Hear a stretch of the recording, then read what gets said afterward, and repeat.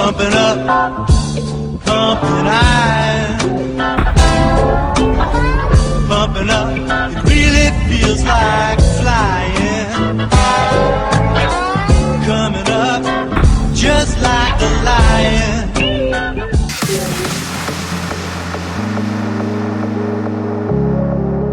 So what's up guys? Today let's get these things away. I always tend to forget my belts for in the gym, right, for training. So I always had those leather standard belts, and yeah, I was wondering what a leather belt, how it would suit my training. And the reason why I actually do belts, it's not that it's proven that it really helps, you know, but if a belt gives you the confidence during a heavy lift, or you feel that it's more suitable for you, you know, in terms of your exercise, the way you are executing the particular exercise, then yes, why not? Because if you feel comfortable with it, why not use it? So today, for the first time, this is actually coming from the Strengthshop. You know, I was looking at Inzer belts, but Inzer belts, I think they're highly overpriced, and this is actually a what they call a IPF approved belt, so you can do shows with it, you know, competitions. And this is the first time that I'm going to try a leather belt. You know, I've seen those guys on YouTube always using those leather belts. I was wondering, hey, let's give it a try, invest in a good belt. And this is it, baby. A blue one with a nice Chinese, Japanese mark on it. So this is coming from the Strengthshop. It's a 13 millimeter belt, so it's pretty thick. The original belts for competition is also 30 millimeters. Like I said, IPF approved. So yeah, you need to attach it here with screwdrivers, as you can see, to adjust to your waist. This is actually pretty heavy. Also, the manufacturer, the garment, or what else? How you people, the quality, very good, very stiff. Of course, in the beginning, you need to loosen up, but hey.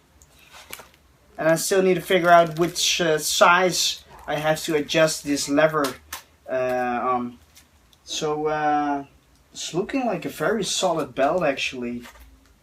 And the size that I pick out was a let me see, a large, so 81 centimeters up until 99 centimeters.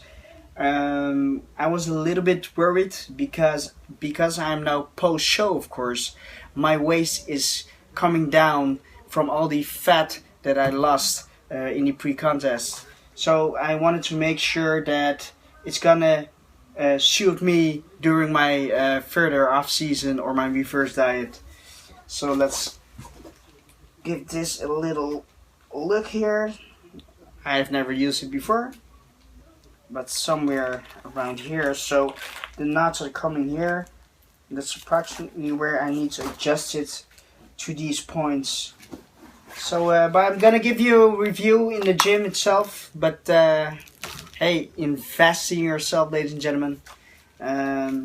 Again, if you feel comfortable with a belt, get yourself a belt. Why not? Why just bothering whether it helps or not? If you just feel comfortable and therefore you are doing a lift more proper, just buy yourself one, man. So, testing it out for the gains.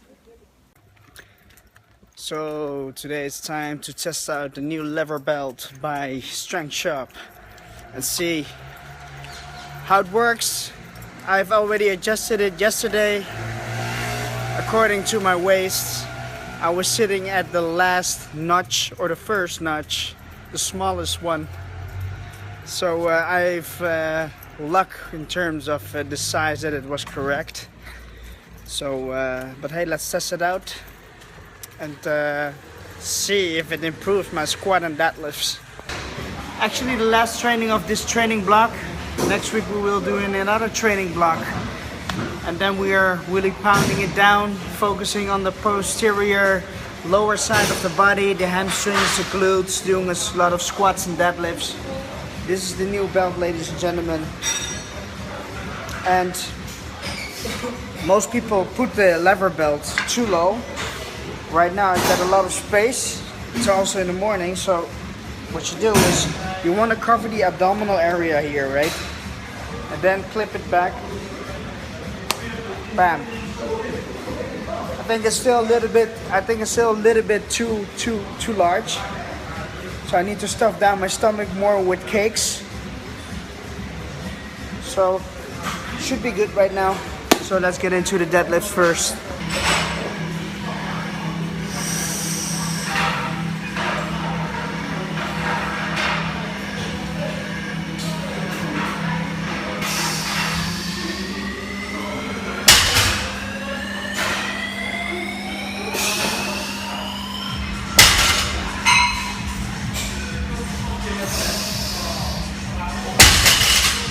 So it gives you a lot of stability, to be honest, the belt.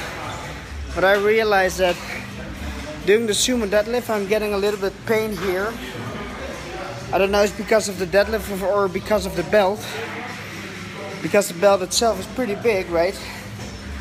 So when I go down, the belt comes to here. But it's more like a tension than it's like a scratch or something. So I think it's something to do with my deadlift. But overall it feels pretty good actually. Nothing is, you know, it's sticking to your body the whole time, giving you a lot of pressure against your abdominal area, holds it tight. So you can actually perform in my case, I can perform a deadlift pretty good without bothering form or whatever. So, good thing.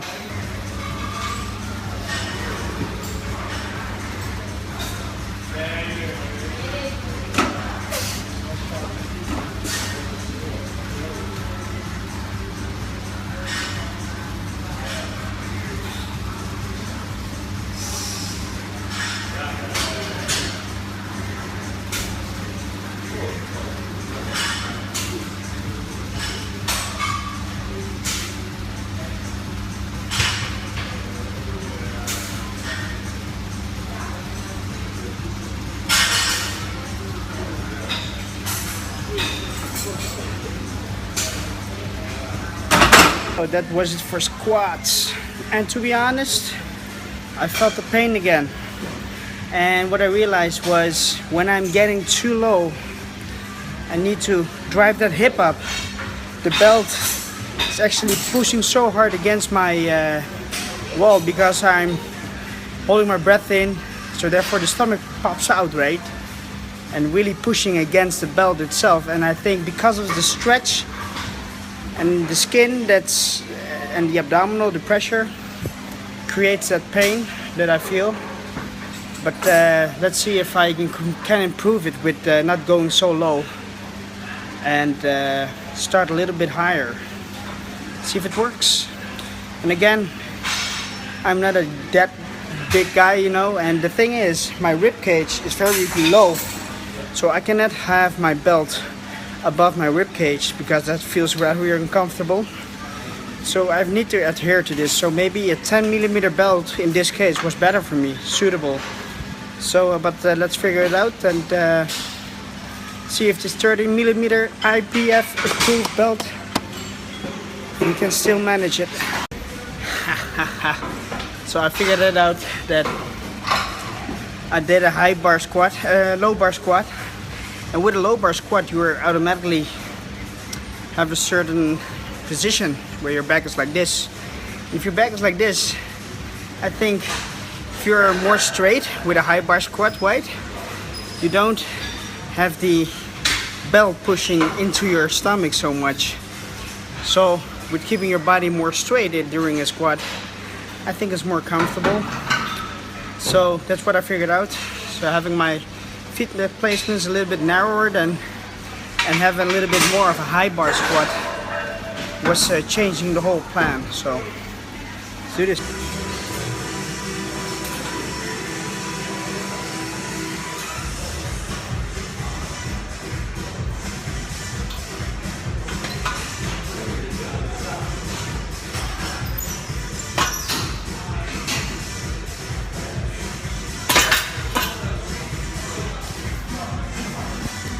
For that pussy calves, baby.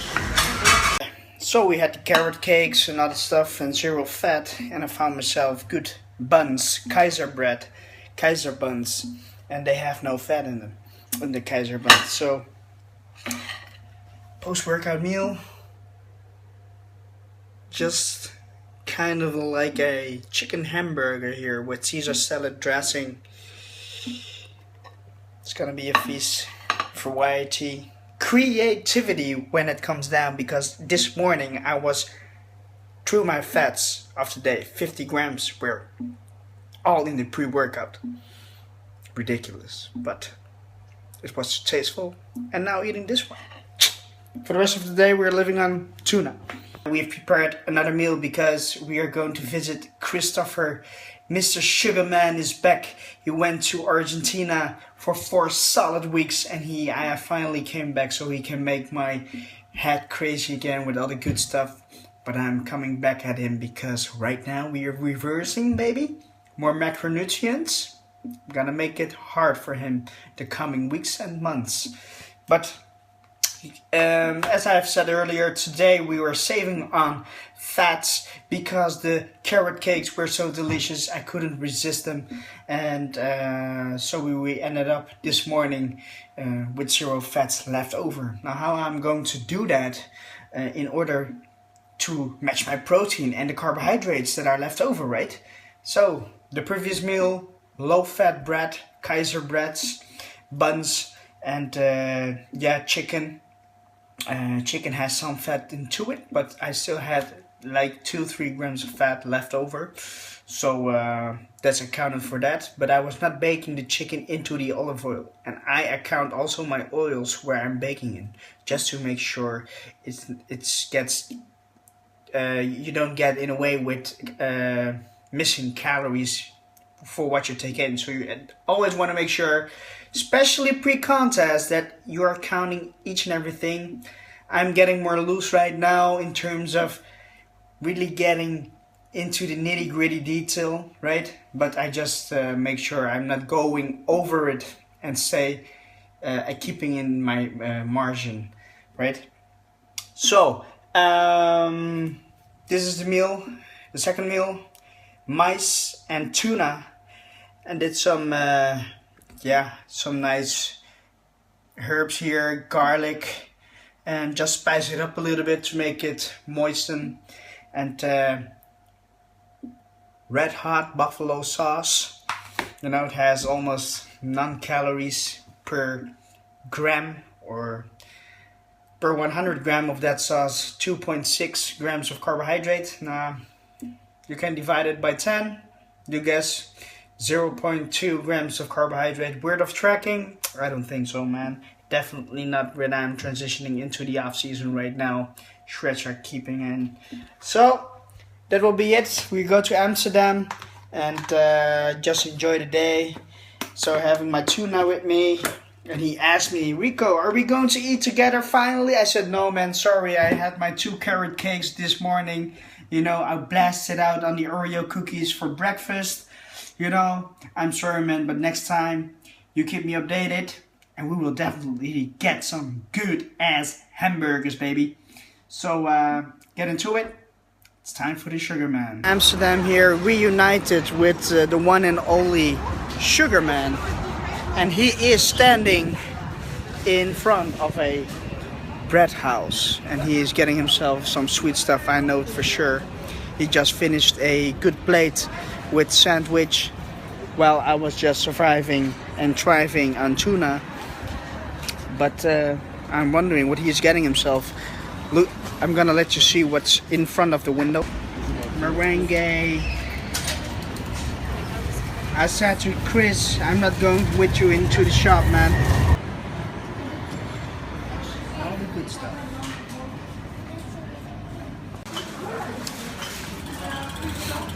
So this man was getting himself 4 pieces of the meringue. No, 2 pieces of the meringue, 2 pieces of the meringue. 4 of the chocolate cookies, 4 chocolate and cookies. 4 of the white cookies. It's unbelievable. This guy comes from Argentina 4 weeks, where they have the best steaks probably of the whole world. Yeah. And he's back again, Mr. Sugarman himself. Sugarman. I need some sugar. Sugar. Reincarnation. It's unbelievable. Oh damn. American cookie, baby. It's Yeah? sweet. I can taste the sugar and the chocolate, man. Ridiculous. And there I'm sitting here with my coffee and my freaking tuna. Oh, damn. This is really good. Oh man. I love it. This is the pain when you eat and binge on 2 carrot cakes. Yeah, all the fats are gone. You cannot have a cookie, Rico. Sorry. Hey, next time. So it was a day full of tuna, carrot cakes. We already went through our fats in the freaking morning. We lived on tuna all day long, but it was pretty good. Did some cardio. But now it's time for the last meal of the day. And again, we're gonna test this out to surpass the tests to get one of my pretty pancake recipes right.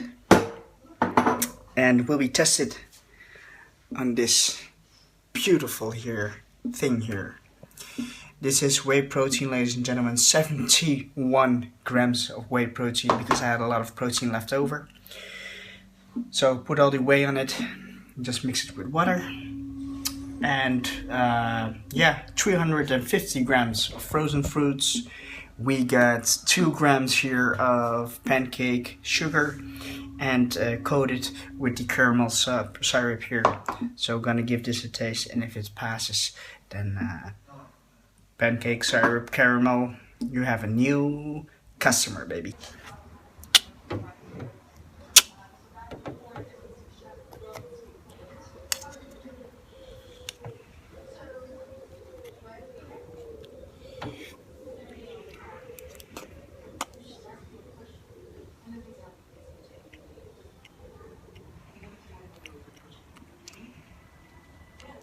Wow.